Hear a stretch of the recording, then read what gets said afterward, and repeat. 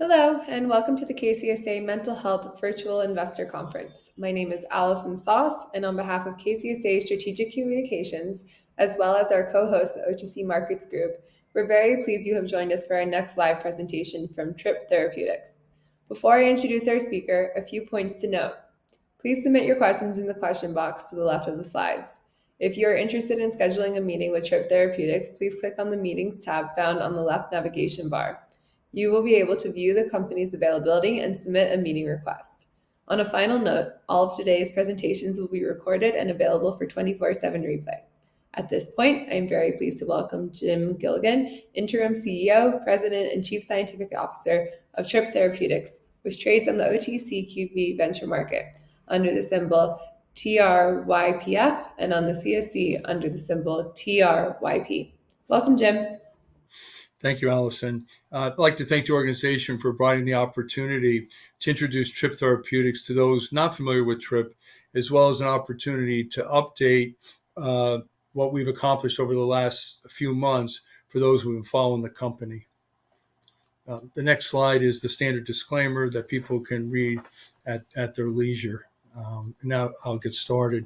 So Tryp made a conscious strategic decision to explore the benefits of psychedelic-assisted psychotherapy in conjunction in indications distinct from treatment-resistant depression, anxiety, PTSD, etc. We really wanted to investigate the benefit of psychedelics coupled with therapy in two areas, eating disorders, an example being binge eating disorders, and nosoplastic pain. And nosoplastic pain is one that originates in the CNS, in the central nervous system, and I'll explain that in more detail. But we felt that going into these areas, we would have first mover advantage, that we would be the first to demonstrate clinical utility in these unique areas. And along the lines, to do that, we've made an effort to secure intellectual property and to do what we'll talk about, very efficient clinical studies to explore whether or not psychedelic-assisted psychotherapy does reveal a clinical benefit in these unique indications. So at this point, we think that Tryp is uniquely positioned for growth. We've assembled an experienced management team capable of executing this strategy that I've outlined. We have developed a proprietary drug approach, Tryp 8803, which is an IV administered psilocin, and that will address, we think, many of the limitations associated with the existing orally administered psilocybin. We've assembled world-class advisors who are subject matter experts in the areas that we go to pursue. So in the area of binge eating, we have experts at University of Florida, and as I discussed in our fibromyalgia, subject matter experts in fibromyalgia and nosoplastic pain. And in the psychedelic space, we have Robin Carhart-Harris on our scientific advisory board. So we have brought in experts in their respective fields to, I think, increase our likelihood of success. The other thing I'll spend a little bit of time on as well is I think we've established a very efficient method for clinical evaluation of our target indications so that we can look for a signal, and when we see the results that we expect, we can then move forward into larger clinical studies with Tryp 8803. Okay. You know, if we look on the top part of the slide, that's the internal Tryp team. One of the common denominators is we all have 25 years plus experience in the biotech or pharmaceutical field. And that's important because we know how to get drugs through the drug development cycle and ultimately get through regulatory approval. On the bottom half of the slide are some of our scientific advisors, and I've mentioned Robin Carhart-Harris, and Robin has been instrumental in assisting us in understanding psychedelics and the design of our studies. Dan Claw at the University of Michigan is world-renowned in the field of nosoplastic pain and fibromyalgia. And I'll go over to Joe Castellanos, who's expert in phantom limb pain, Bill Schmidt in overall pain. So I'm just picking on the areas that we're pursuing right now.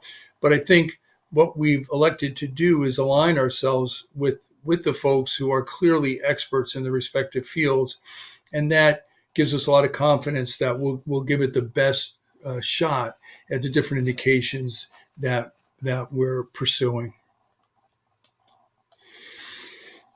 So we're talking about psychedelics, and from our perspective, the psychedelic sector from an R&D perspective is really gaining momentum. We're starting to see more and more positive clinical data being reported, and we actually hope to add to that positive stream of information. And we're seeing more mainstream, the media and regulators recognizing the clinical potential of psychedelics. And I think that's important because it's an external environmental impact that could be on the field. And what we're hoping is that with more and more companies reporting improvements in their respective areas, that, as the saying say, with all ships rise with the rising tide. And we really feel that the sector is poised for growth in 2023. So let me spend a little bit of time on this to help introduce the strategy we've taken and why we've developed Tryp 8803. So psilocybin is the molecule that's found in mushrooms. What many people don't know or understand is that psilocybin itself is actually a prodrug. And after it's ingested or injected, it gets converted in the body to psilocin. And psilocin is the molecule that actually crosses the blood-brain barrier, enters the brain, and induces the psychedelic state. So when we started looking at what would be the best way to test the potential of psilocybin-related molecules, we felt that variability introduced by administering psilocybin could be minimized by just administering the actual active ingredient. And that had the benefit from an IP perspective of being unique, but it also came with the regulatory burden because it was also seen as being unique, which required a fair amount of farm tox work, which we've since completed. But that's teeing up the psilocin part of the story. So in parallel, as I mentioned, we wanted to look at indications distinct from some of the others. So we initiated studies with Tryp 8802, which is oral psilocybin capsules. And what that allows us to do is test our hypothesis. Do we in fact see a positive clinical response in these unique indications in binge eating, in fibromyalgia?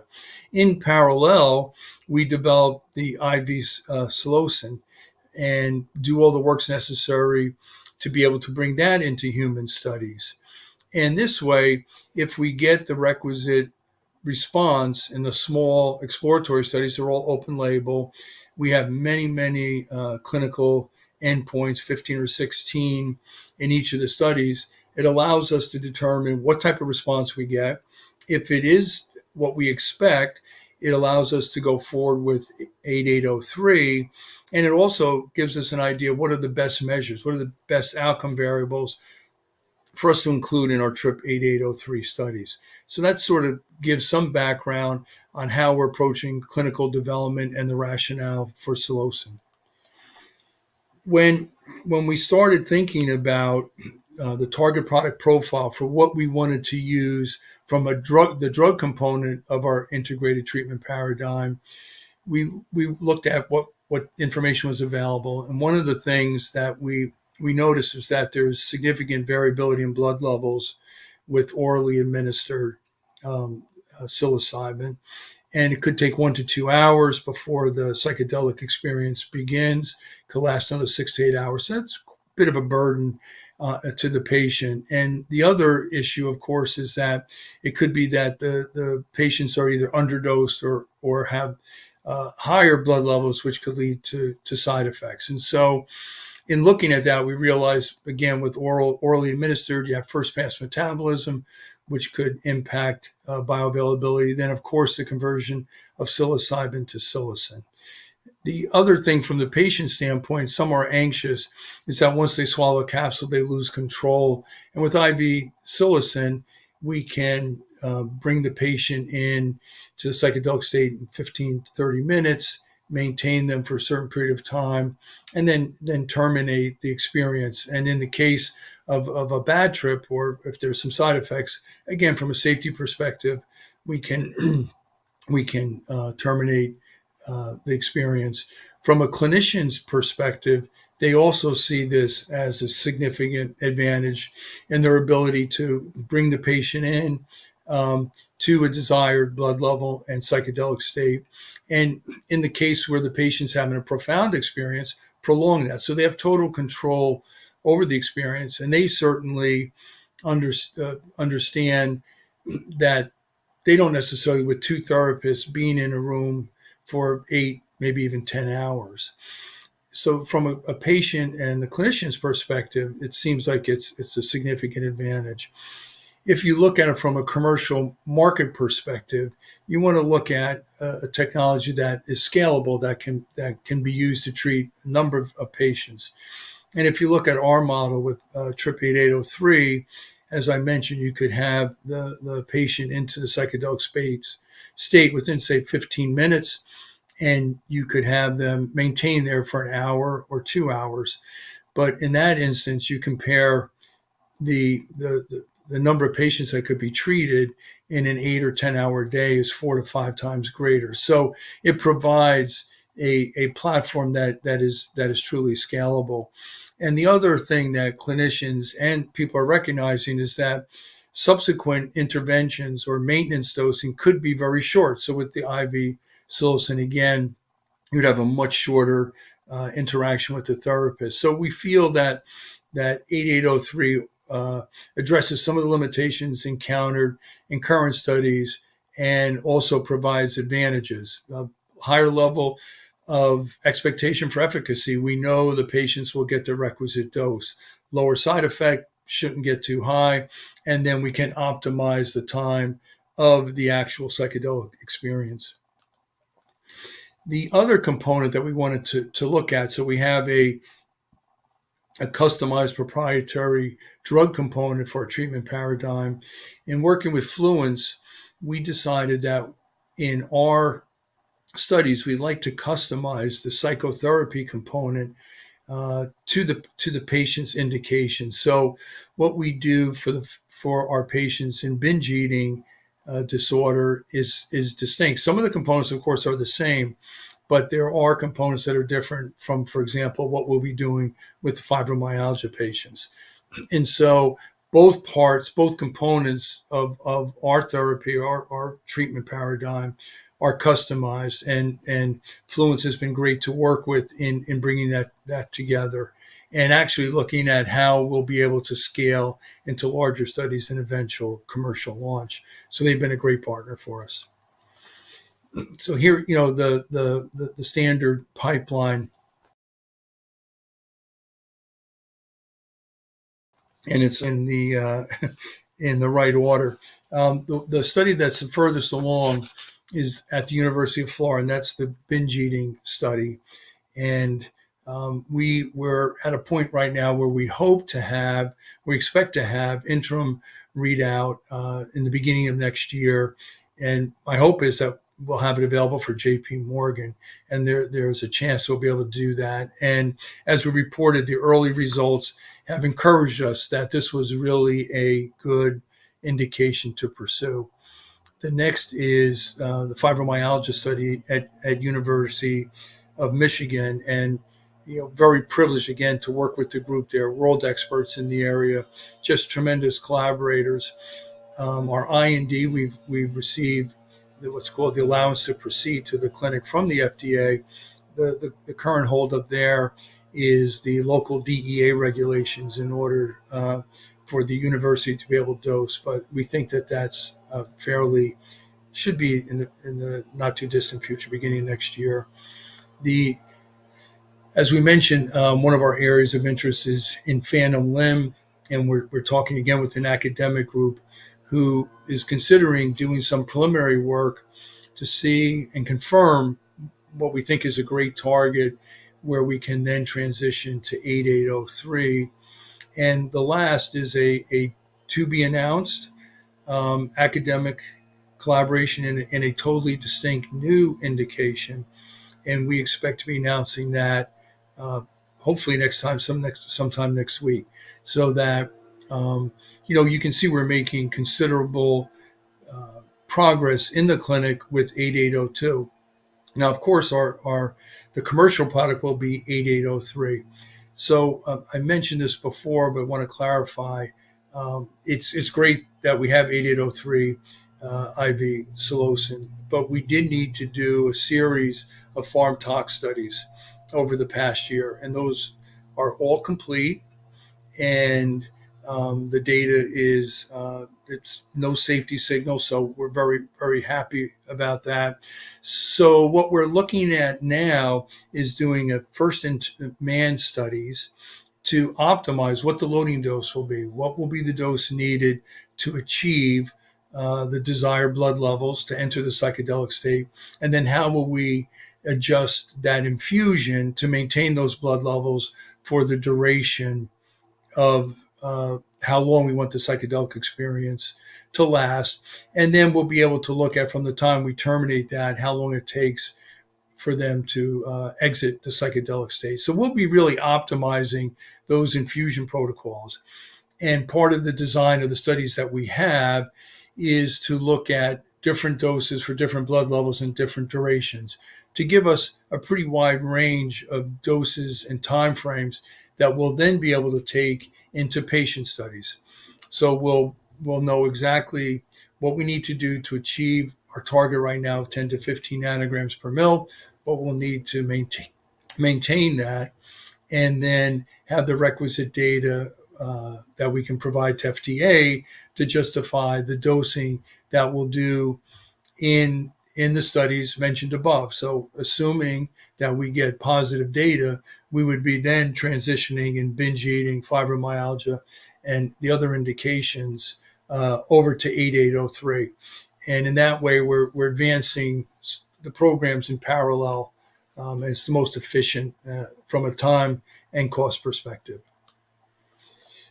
So one of the questions certainly is we've elected to pursue indications in areas distinct from others. And if you look at eating disorders, in addition to binge eating, of course, we could look at obesity, we could look at other eating disorders, behavioral disorders. And, again, with nosoplastic pain, you have fibromyalgia, complex regional pain syndrome, which would be an orphan indication, and phantom limb.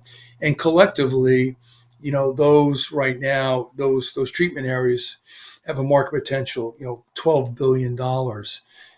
And this does not take into account the yet to be named indication that we hope to announce next week, which is a very, very large underserved patient population. So, we're looking forward to being able to announce that, and folks will get an appreciation for the size of the markets that we wish to address. So, as I mentioned, binge eating, we're doing that at University of Florida. We expect to have interim results beginning of next year. And one of the things that's been great about this study is we've learned so much just from what we've put into place at University of Florida. Again, tremendous team there, very, very collaborative. We're doing neural imaging. We're doing a lot of very unique rigorous scientific analyses there. But the beauty of it is some of the things we're learning during that study, we can use in our subsequent studies to avoid some of the issues that we've seen with respect to either be patient burden or the efficiency of the study or some of the instruments, questionnaires we're using. So we've learned a lot, and we're leveraging that. And I'll just state to date, from a high level, we're very pleased with the results that we've seen to date. Nosoplastic pain. I'll be honest, when I first got involved with TRYP, I didn't know what nosoplastic pain was. You're familiar with neuropathic and somatic, but nosoplastic pain is pain that originates or emanates from the brain. And for me, conceptually, the easiest one to understand is phantom limb, where through a trauma, the patient has lost an extremity, lost a limb, yet at a certain period of time, they're experiencing pain in that limb. And so obviously it originates in the brain. And so in the case of fibromyalgia, a number of these patients have resorted to opiates and again, other drugs that are actually treating the symptoms and not the cause of the disease. So we're looking to intervene and hopefully go in and address the etiologic factors causing that pain. And the first study, as I mentioned, is with the folks at the University of Michigan Fibromyalgia, and we're looking to kick that off next year. And again, Dan Claw and Kevin Banking, the team there, have just been tremendous to work with, and we're very excited about advancing that program in nosoplastic pain. So if you look at it in the near term, we have a number of near-term milestones and catalysts. We'll be, we've announced 8803. It's tremendous that we can talk about IV psilocin now and its attributes. We'll have some of the interim data from 8802, and we'll be initiating other studies as well as additional patent filings. So there'll be a lot to look forward to in the coming year. We've been working with MOFO. One of obviously the areas when you're dealing with natural-based products is being able to establish intellectual property. And we've worked with Morrison and Foster on a series of patents, and which include the IV psilocin, but we have a provisional patent for fibromyalgia and one for binge eating that have been filed. And one of the things I can mention is a study that we've done at University of Michigan in a rodent model of fibromyalgia.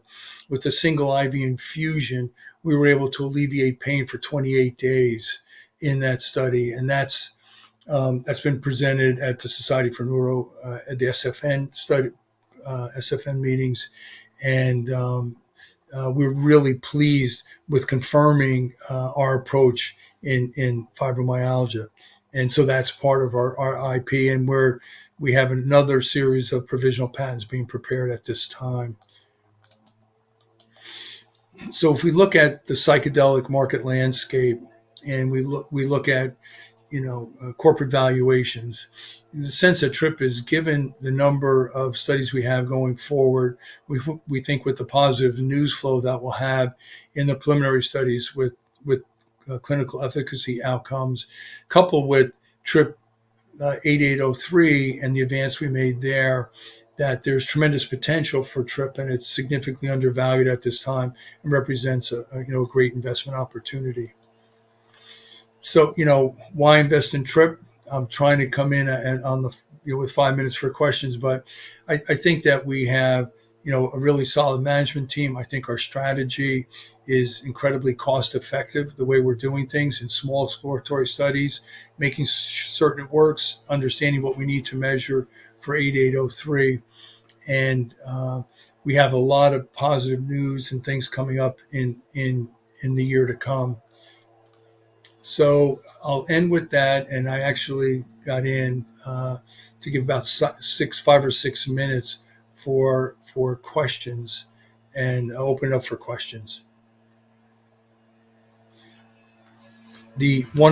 I'll just give you an idea of so one of the questions that came across early on is they're saying that IV psilocin is more commercially scalable than oral psilocybin, and what we mean by that is in the current treatment paradigms with oral, it's the patients patients with 2 therapists will be held in a room for a significant period of time, and it's not knowing when they're going to enter the psychedelic state. I think with IV psilocin, we'll be able to know exactly when that will occur, and also we'll be able to have the duration of that time significantly reduced. So it's actually just more patients per clinician in a period of time. Um, the second question that we had is, they understand. They said, if we understand that you have a focus on IV infused psilocin, why do you continue the clinical trials with oral psilocybin? Well, there's two reasons there. One is that we needed to do a fair amount of work in order to qualify IV psilocin to go into clinical studies in humans, and we were able to, if using the binge eating study as an example, able to look and see if there's a signal there while we're doing that in parallel in very cost effective studies. And this will allow us to focus our resources in areas where we know that there's going to be or expect to be a really good outcome. And we want to build this database on 8803 with positive clinical data. There's a lot of questions on 803. I'm not surprised. Does Tryp's IP on Tryp 8803 enable the company to consider a broader range of indications, or is it restricted to eating disorders and pain? So we've had that discussion with our patent lawyers. And since psilocin is a different molecule, it'll be a different dose, a different route of administration, and different infusions, that the sense is we could pursue other indications. And so if we are in a position where we see other groups have positive data in their studies with psilocybin, we could certainly look to explore the clinical utility of psilocin. And again, certain advantages I didn't mention before. When you're looking at a clinical study, phase 3 studies, where you're looking at statistical significance, if you're having variable blood levels, that'll contribute to variability in your response. And so a patient may not respond, not because the drug doesn't work, but because they're underdosed. And so we think that, again, with psilocin, the studies will be smaller because you're going to have a more consistent response. And so that also will help us in getting to market and what's needed in order to get regulatory approval. Another question came about with respect to our interaction with academic institutions. How do these relationships develop? It says, what does Tryp bring in the relationship to the academic institutions?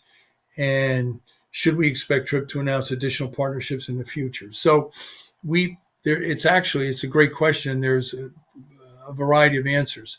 One is that early on, we look for centers of excellence to find academic institutions that had the requisite expertise in their areas. So, eating disorders in Florida, fibromyalgia at University of Michigan. What was important was that philosophically, there was just really good alignment.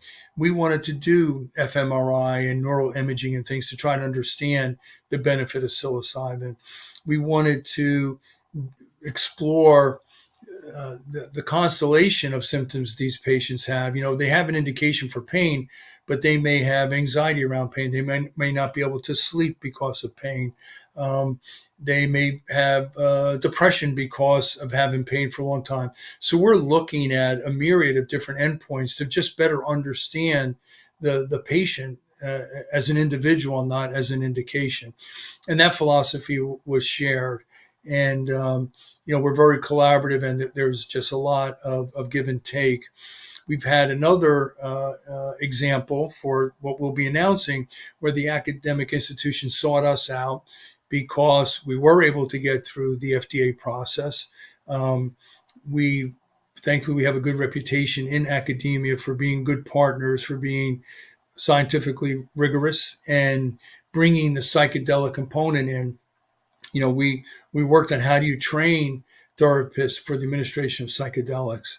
And so, we're a good partner from that standpoint. I understand now I have 15 seconds, so I'll have to pass on the other questions. But I just want to take this opportunity to thank everyone for their time and to thank KCSA and OTC for giving us this opportunity to update you. Thank you.